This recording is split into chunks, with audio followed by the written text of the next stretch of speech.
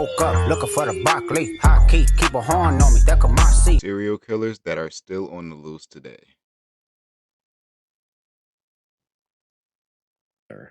On April 30th, 1985, a 45-year-old truck driver stopped near a vending machine in Fukuyama, Japan.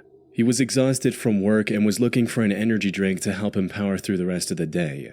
When he approached the vending machine, however, he noticed something surprising. A bottle of Oranaminsi energy drink was already in the pickup tray. Thinking he'd lucked down on a free drink, the truck driver wasted no time chugging it down. What he didn't know was that this would be the last drink he would ever taste. Instead of the refreshing feeling he was looking for, he felt something horribly wrong with his body. A bitter, burning sensation quickly spread throughout his throat, followed by an intense wave of nausea. It wasn't long before he was lying on the road in excruciating pain. Wait, are these fantasies or is this actual information? How was this information obtained? He was rushed to a nearby hospital where doctors discovered a lethal amount of paraquat dichloride in his system. Paraquat is an herbicide that was quite common in Japan at the time. More importantly, it's also highly toxic to humans. When ingested, it can lead to severe nausea, throat inflammation, internal chemical burns, and eventually death.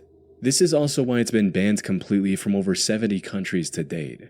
Unfortunately, despite knowing the reason for his illness, there was nothing the doctors could do to save his life. There's no antidote for the deadly chemical today, let alone back then. Dang. So, after hanging on to his life for a month, the truck driver passed away on the 30th of May, 1985. At first, investigators assumed that given the nature of his work, he might have accidentally encountered the toxic substance while on duty. However, after reviewing his haul records, they found no trace of this herbicide or anything remotely linked to it.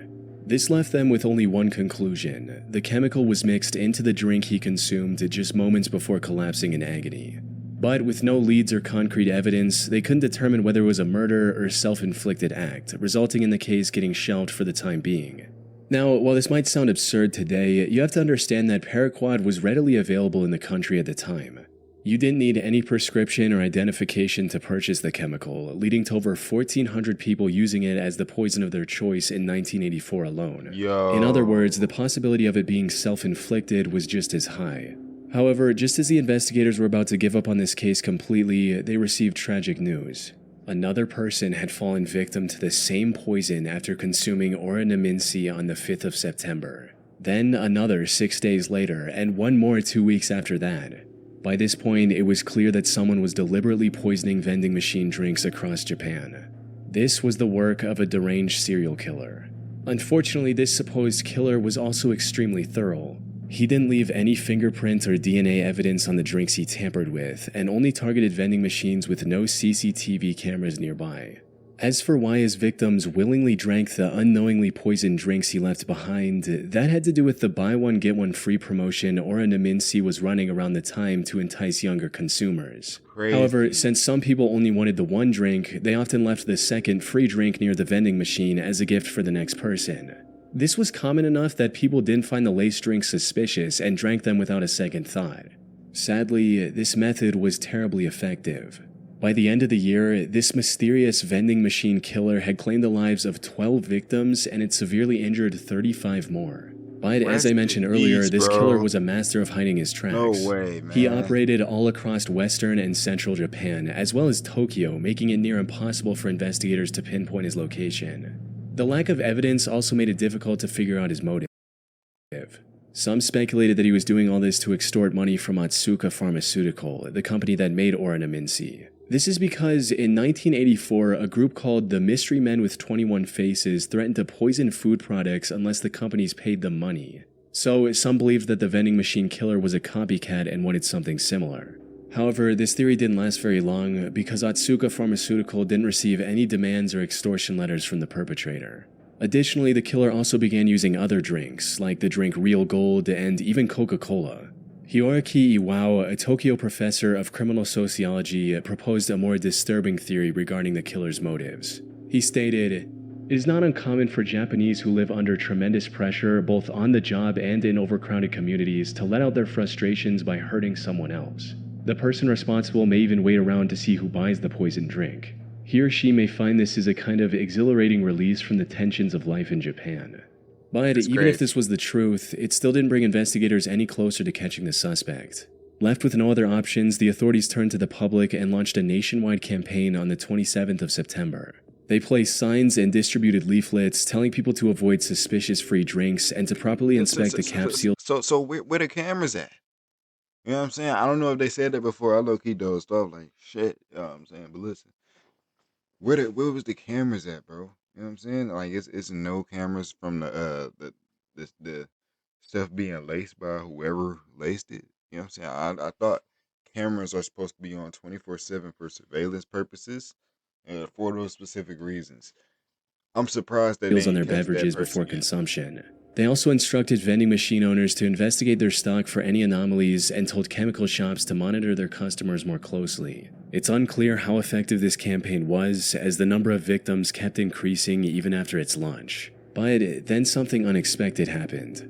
On the 17th of November, the murder spree stopped completely after the death of a 17-year-old girl. She was the only female to have died from the poisoning. It's possible that the person who committed these atrocities had a moral code against harming women, though that's nothing more than a baseless speculation. Due to the complete lack of evidence, the vending machine killer was never identified, cementing this case as one of the most chilling, unsolved mysteries in Japanese history. That's crazy. Little Rock serial stabber. On April 11, 2021, the Little Rock Police Department received a distress call from South Pulaski Street regarding a potential homicide. When they arrived at the scene, they found a middle-aged woman lying on the street with stab wounds all over her body. This woman turned out to be 41-year-old Deborah Walker. She was homeless at the time and was living on the streets when this incident happened. She was quickly taken to the hospital where medical staff discovered that she had been stabbed at least 15 times. Despite lying on the street, bleeding for what may have been hours, she miraculously survived and managed to regain consciousness the same day. That's God right there, man. That's God right there, bro. That 15 times? And she was bleeding for a whole hour? Dude. Investigators also visited her in the hospital to gather any information she could provide about her attacker. Unfortunately, she was attacked somewhere between 1 and 4 a.m. It was still dark outside, and all that she saw was that her attacker was a tall, African-American male with a slender build. Now, in most other similar cases, such limited information would hardly be enough to generate any leads. But in this instance, the description Deborah provided left the investigators in disbelief. That's because her attacker's profile closely matched the perpetrator of another incident that took place about 8 months earlier in the surrounding area. The victim of that incident was 64-year-old Larry Eugene McChristian. He was living in Little Rock with his daughter Sarah, who was on probation at the time. On the 20th of August 2020, he had a medical emergency and was taken to the hospital in an ambulance. He was discharged from the hospital the next morning. However, when the hospital staff tried to contact Sarah so she could pick him up, she wasn't answering her phone. So they gave Larry the information about a nearby homeless shelter and a bus token to get there. Later that day, Sarah came to the hospital looking for her father, only to learn that he'd been discharged hours ago. She then reached out to the homeless facility Larry was told about, but they didn't know anything about his whereabouts either. The only option she had was to file a missing persons report and wait for the police to find Larry. 2 days later, on the 24th of August, Sarah received the call she was waiting for. Tragically, it wasn't the news she had hoped for. According to the official report, the Little Rock Police Department found Larry's body on South Gaines Street at around 2 a.m. They identified him by the hospital discharge papers he had on him. More importantly, he had multiple stab wounds on his body and was unfortunately already dead by the time the police arrived. His death was declared a homicide, and the investigators began looking for clues almost immediately. This proved quite impossible at first, since there were no witnesses and there wasn't anything that could be used as evidence at the crime scene. However, after inspecting the surrounding houses, they had a major breakthrough. The CCTV camera outside a nearby house had captured the suspect walking down the street when suddenly he spots Larry and begins walking towards him. After committing the crime, he tries leaving the area only to stop, go back, and stab Larry one last time before fleeing. As mentioned earlier, this man matched the profile Deborah gave to the police, leading investigators to believe she was attacked by the same person. While looking into older cases, they also connected the same killer to another murder that happened in the area on September 23rd, 2020. Yo, sometimes, bro, I just be thinking, how do these killers be going on kill streaks like this, man? Like, still be getting away, but bro, it's only so many people that you can just take control of when you are part of law enforcement. The victim of this incident was 62-year-old Jeff Welch, another homeless man who was living in an abandoned home. On the morning of that day, Jeff's friend found him on the porch of his house with a stab wound on his neck. By this point, the investigators knew they were dealing with a deranged serial killer. However, just as they uncovered the connection between the 3 attacks, another tragedy unfolded. On April 12, 2023, a day after the attack on Deborah Walker, another one of his victims was found on the Wright Avenue overpass. The only thing in common with these 4 attacks was that they all involved homeless individuals, and they all happened between 1 and 4 a.m. There seemed to be no clear pattern on how the perpetrator selected his targets. This left the Little Rock community terrified to leave their homes, fearing they might become the next victim of the serial killer on the loose. After realizing the potential danger of this situation, LRPD began spreading awareness about the man who is now being referred to as the Little Rock Slasher. They also turned to the public to ask for any information they could provide on the matter, and even announced a $20,000 reward.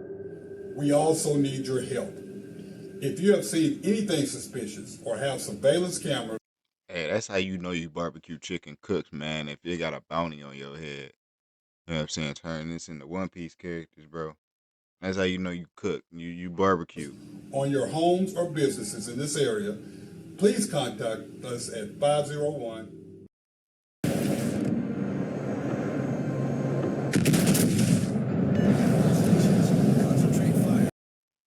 Unfortunately, despite having CCTV footage of the suspect, the Little Rock Slasher was never caught.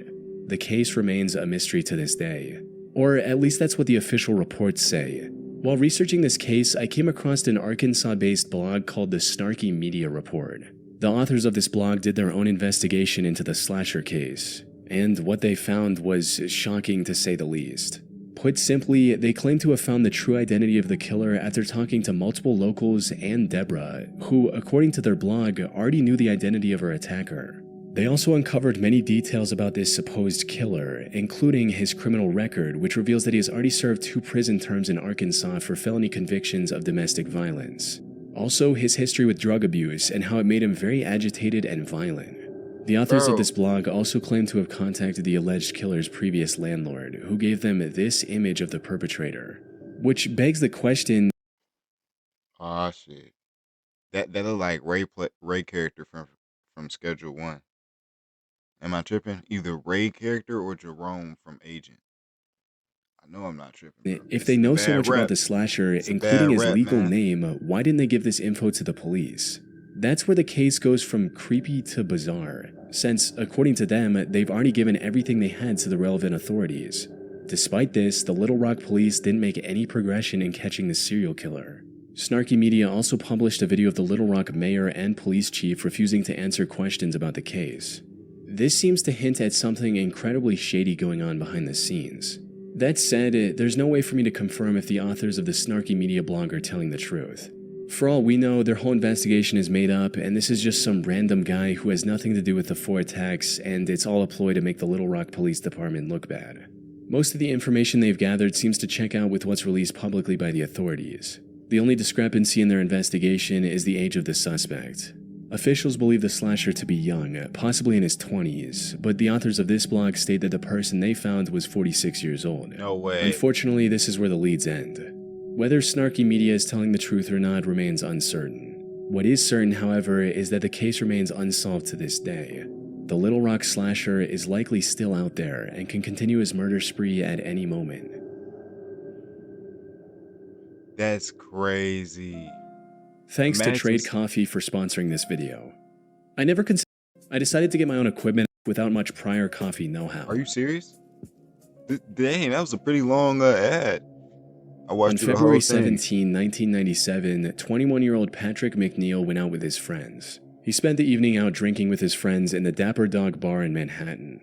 During this time, he likely drank more than he could handle, resulting in him throwing up in the bar's bathroom before leaving in a highly unstable and disoriented state.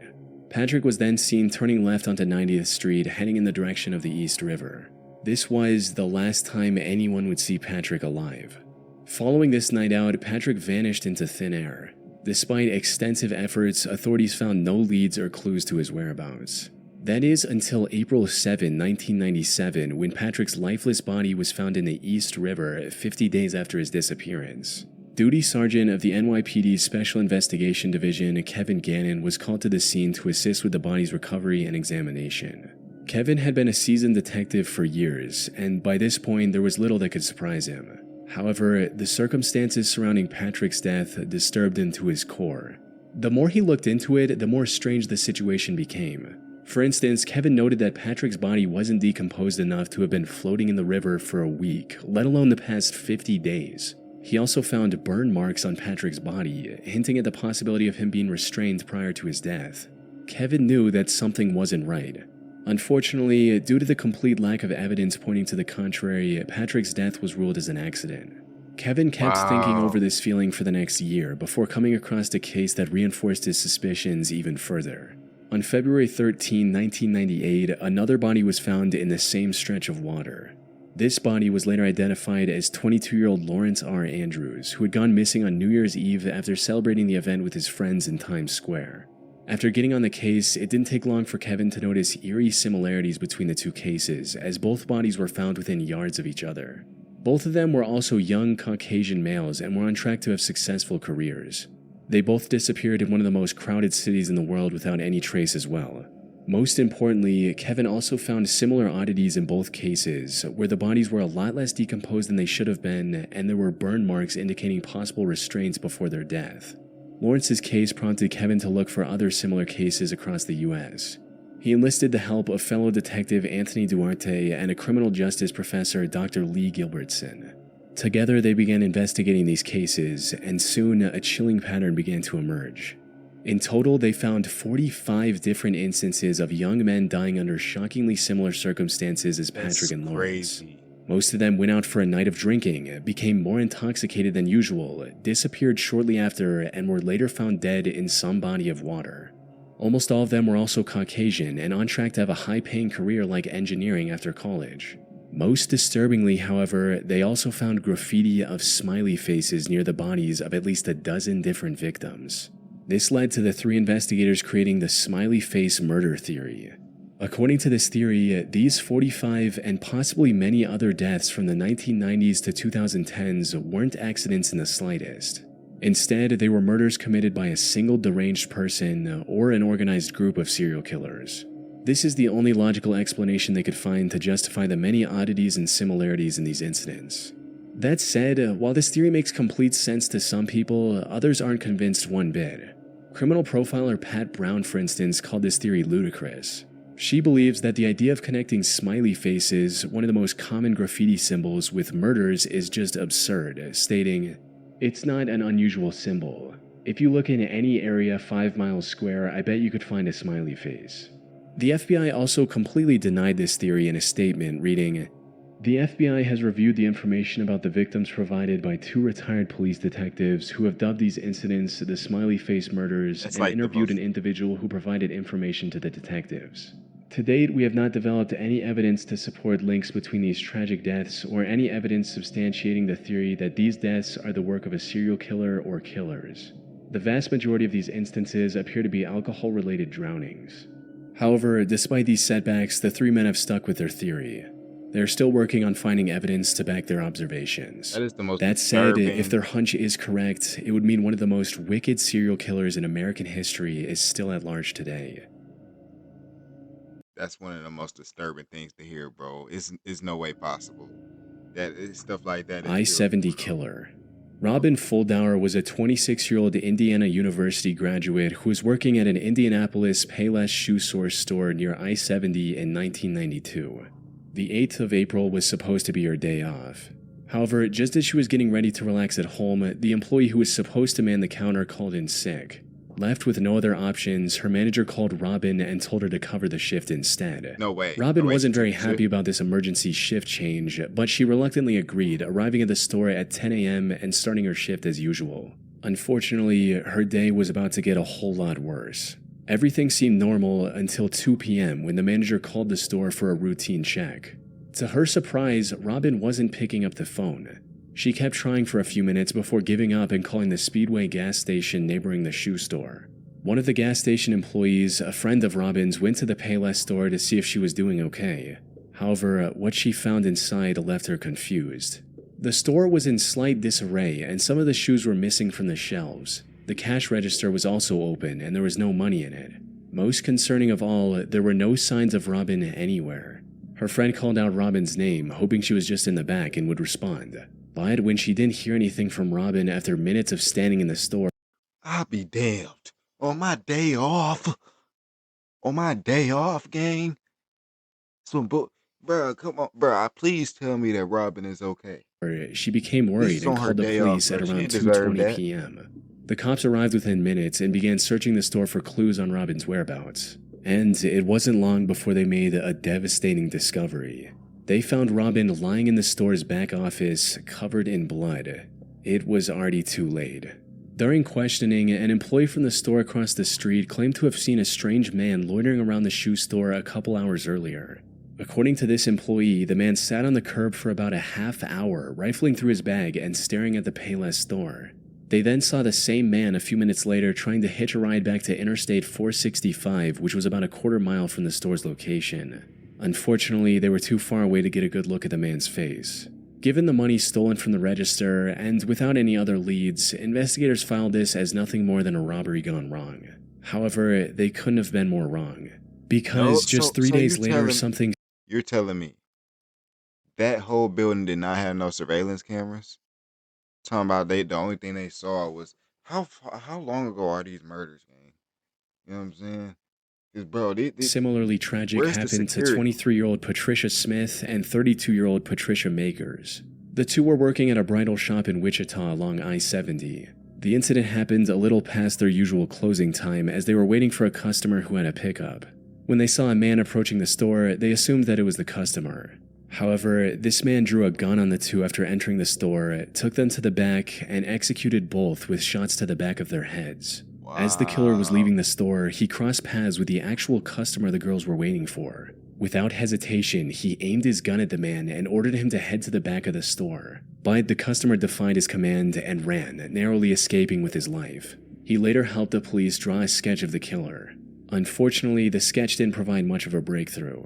By this point, the authorities were certain they were dealing with a serial killer, but despite their efforts, the killer's spree continued. By May 7th, he had taken 3 more victims in small, low-traffic stores along the I-70 highway. That is so By the time crazy. investigators managed to compile a few more sketches, the I-70 killer stopped his quest and went into hiding. That is until 1993, when he claimed 3 more victims along I-35 in Texas. He tried to hide his identity by changing his weapon, but the investigators were quick to notice the similarities. One of his victims, Vicky Webb, also managed to miraculously survive after getting shot in the neck. If he were ever caught, Vicky's testimony would have been crucial in bringing him to justice. Though, the I-70 killer was never found, and the case went cold for nearly 3 decades. However, then, in 2021, investigators released CCTV footage of a murder that happened in 2001. The suspect in this footage looks strikingly similar to the I-70 killer sketches, potentially giving authorities the lead they need to finally catch him. And the difference between this nigga and that nigga